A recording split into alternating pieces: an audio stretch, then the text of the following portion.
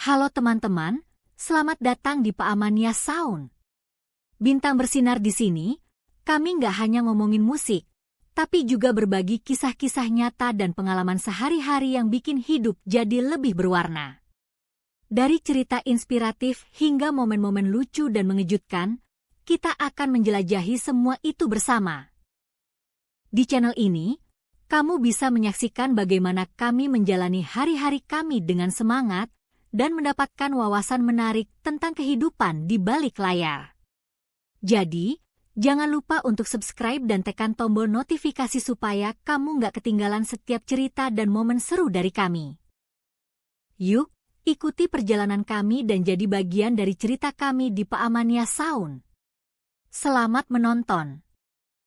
Cerita ini saya dengar dari salah satu pegawai puskesmas yang menceritakan kejadian kecelakaan yang sangat mengenaskan yang sempat viral di media lokal. Ketika saya bertanya kepada pegawai puskesmas tersebut, apa hal yang paling menyeramkan selama bekerja sebagai pegawai puskesmas? Ketika setelah kejadian kecelakaan parah yang menewaskan 3 orang. Berikut kisahnya. Pegawai ini berkisah sudah terbiasa menangani berbagai kecelakaan mulai dari yang meninggal biasa saja dan yang meninggal aneh-aneh, yang meninggal dengan tubuh lengkap sampai meninggal yang dirinya harus memungut potongan tubuh yang kemudian dimasukkan ke kantong jenazah. Tapi beliau berujar bahwa hal tersebut sudah biasa dilakukan. Namun kejadian satu ini yang membuat dirinya tak habis pikir. Pada saat kejadian sebuah dam truk menghantam beberapa kendaraan, 1 motor metik hancur tak berbentuk, 1 angkot rusak bagian depan belakang, 1 mobil Pajero ringsek, dan 1 ruko hancur. Pada saat itu total 3 orang meninggal, 1 orang meninggal dengan kondisi kepala hancur, 1 orang meninggal di perjalanan karena kondisi setengah badan dari perut ke bawah sudah hancur dan 1 orang lagi meninggal beberapa hari setelahnya karena kondisinya kritis, yang 2 terakhir ini pelajar SMA saling berpacaran. Laki-lakinya meninggal di perjalanan, yang perempuannya meninggal beberapa hari setelah dirawat di rumah sakit. Diduga supir truk mabuk sehingga tidak bisa mengemudikan kendaraannya. Menurut saksi mata di lokasi, saat truk melaju di jalanan lurus dan sedikit menurun, truk melaju dengan kondisi tidak terkendali kemudian menabrak 2 motor, 1 motor terlindas dengan kondisi remuk sudah tidak berbentuk.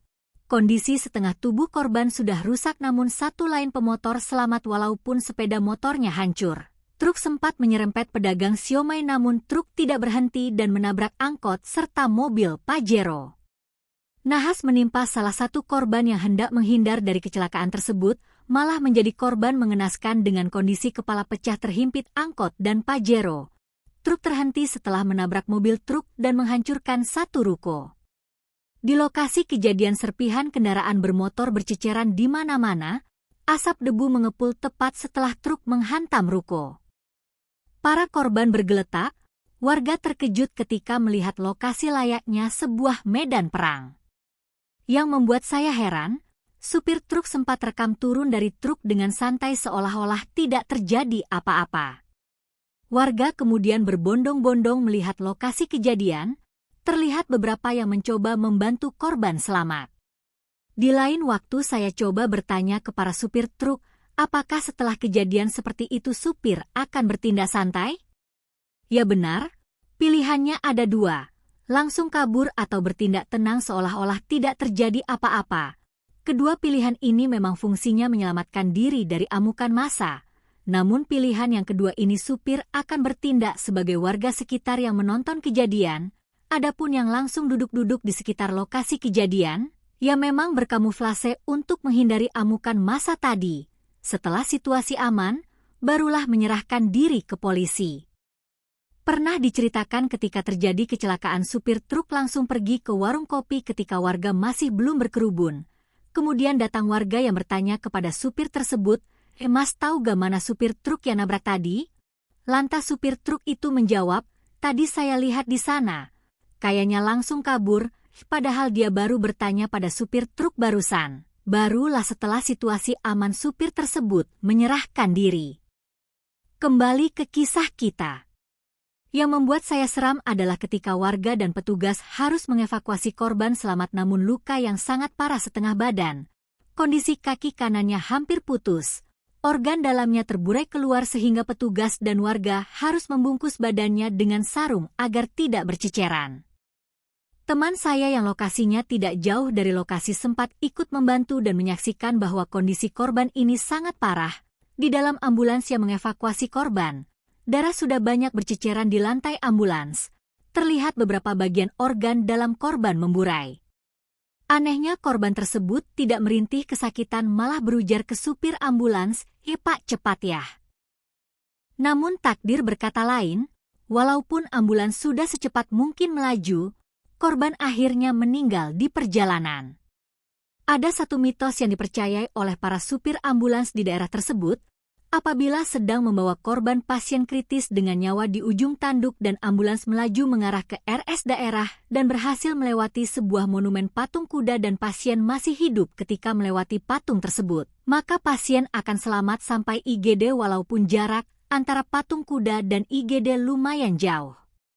Sehingga para supir ambulans akan merasa tenang jika sudah melewati patung tersebut yang awalnya sebelum melewati patung tersebut supir akan ngegas sekencang-kencangnya kemudian jika sudah melewati patung tersebut supir akan mulai mengatur ritme kecepatan ambulans karena percaya bahwa korban pasien akan selamat. Sayangnya korban kecelakaan ini meninggal sebelum ambulans melewati patung kuda tersebut. Kembali ke kisah kita.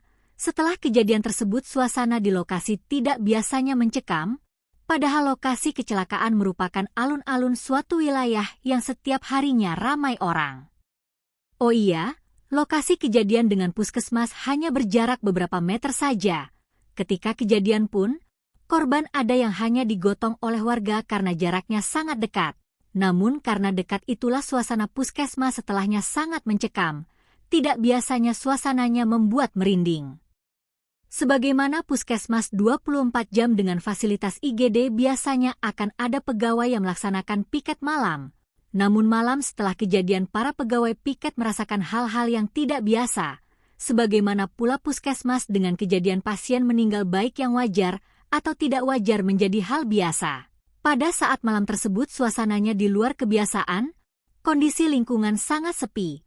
Padahal di depan puskesmas tempat lapak para pedagang yang sampai malam pun berjualan. Namun saat setelah kejadian tersebut jam 5 sore para pedagang sudah enggan berjualan lagi. Tapi masih ada tersisa satu pedagang kopi yang masih bertahan. Para pegawai puskesmas saat itu enggan untuk berdiam berjaga di dalam puskesmas yang kebetulan pada saat itu mendadak tidak ada pasien rawat inap yang biasanya tidak sepi pasien.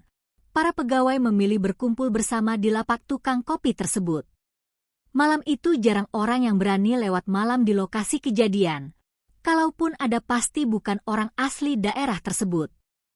Tukang ojek yang biasanya mangkal sampai tengah malam pun memilih libur.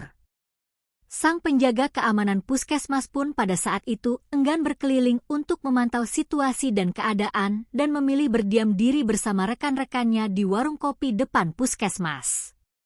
Dia coba bertanya kepada temannya, "Kamu merasakan ada hal yang beda gak sih?" Kemudian dijawab oleh temannya tersebut, "Iya betul, baru kali ini suasananya bikin merinding." Selama 4 hari selanjutnya para pedagang depan puskesmas tersebut tidak berdagang malam, yang pastinya membuat para pegawai puskesmas merasa kesulitan jika harus membeli makanan ringan sebagai teman piket malam. Karena heran pegawai puskesmas ini bertanya kepada pedagang kenapa selama 4 hari tidak berjualan malam, yang pasti dijawab oleh pedagang disebabkan karena ketakutan mencekam tiap malam. Oh iya, pegawai puskesmas ini menceritakan dia ingat firasat akan terjadinya kecelakaan itu. Sehari sebelum kejadian dia berbelanja ke supermarket yang jaraknya dekat dengan lokasi kejadian. Di sana dia bertemu dengan rekannya yang bekerja sebagai tukang parkir supermarket tersebut. Ngobrol-ngobrollah dia sebagai teman lama. Kemudian dia asal mencari topik pembicaraan dengan berkata, sekarang MAH sepi ya, apa gara-gara corona gitu kali ya?" Kemudian dijawab sama tukang parkir tersebut, iya nih sekarang MAH sepi. Tapi entar lihat besok pasti bakal ada yang ramai, karena tidak tahu akan Ada keramaian apa karena besoknya tidak ada pesta rakyat maupun karnaval, dia tidak menghiraukan perkataan temannya tersebut. Nah, baru selang beberapa hari pasca kejadian barulah dia teringat akan obrolan tukang parkir tersebut. Semoga para korban diampuni segala dosanya. Semoga keluarga yang ditinggalkan diberikan ketabahan. Amin. Selalu berhati-hati dan jangan lupa berdoa. Terima kasih sudah bergabung dengan kami di Paamania Sound hari ini. Beberapa not musik kilauan kami harap kamu menikmati cerita dan momen yang kami bagikan. Kalau kamu suka dengan video ini, jangan lupa untuk like, komen, dan share ya. Jangan lupa juga untuk subscribe dan aktifkan notifikasi supaya kamu selalu update dengan video terbaru kami. Kami punya banyak cerita seru dan aktivitas menarik lainnya yang bakal datang, dan kami nggak sabar untuk berbagi semuanya dengan kamu. Kalau ada ide atau kisah yang ingin kamu lihat di channel ini, tulis di kolom komentar ya. Sampai jumpa di video berikutnya, dan semoga hari kamu menyenangkan.